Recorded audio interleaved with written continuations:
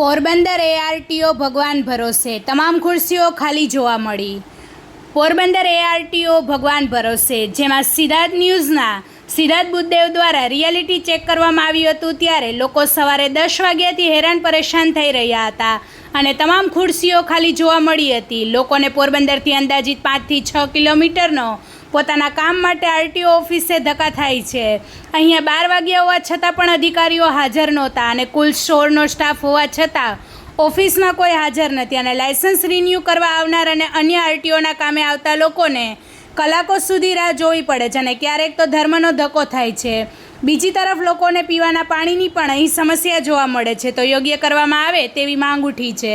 Reporter Siddharth Buddhadev, Porbandar. વધુ સમાચાર જોવા માટે અમારી યુટ્યુબ ચેનલને સબસ્ક્રાઈબ કરો અને અમારા ફેસબુક પેજ અને ઇન્સ્ટાગ્રામ પેજને ફોલો કરો. મારું નામ છે કરશન નાજા સિંગરખીયા, ગામ ગોસા.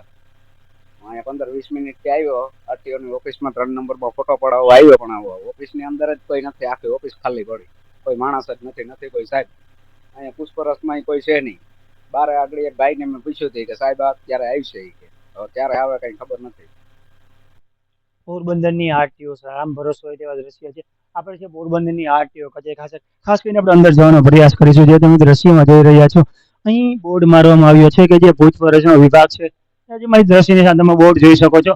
આ સીધા દ્રશ્ય છે, અહીં કોઈ ન હોય. આપણે આગળ જશું, અહીંયા અધિકારીઓ પણ કોઈ નહીં હોય અને 12 વાગ્યા છે. વારંવાર આરટીઓ દ્વારા લોકોને બોલાવવામાં આવે છે કે લાયસન્સ કાગળિયા માટે, પણ અહીં કોઈ સુવિધા ન હોય અથવા કોઈ અધિકારીઓ ન હોય તેવા દ્રશ્યો છે. તમે જોઈ રહ્યા છો, આ ઇન્ચાર્જ રૂમ છે. અહીં આપણે દ્રશ્યમાં અંદર કોઈ નહીં. આપણે બીજી ઓફિસ છે, ત્યાં આપણે જશું. જો આ અંદર તમે કચેરીમાં જો ખાલી ખુરશીઓ દેખાવા જોવા મળી રહી છે.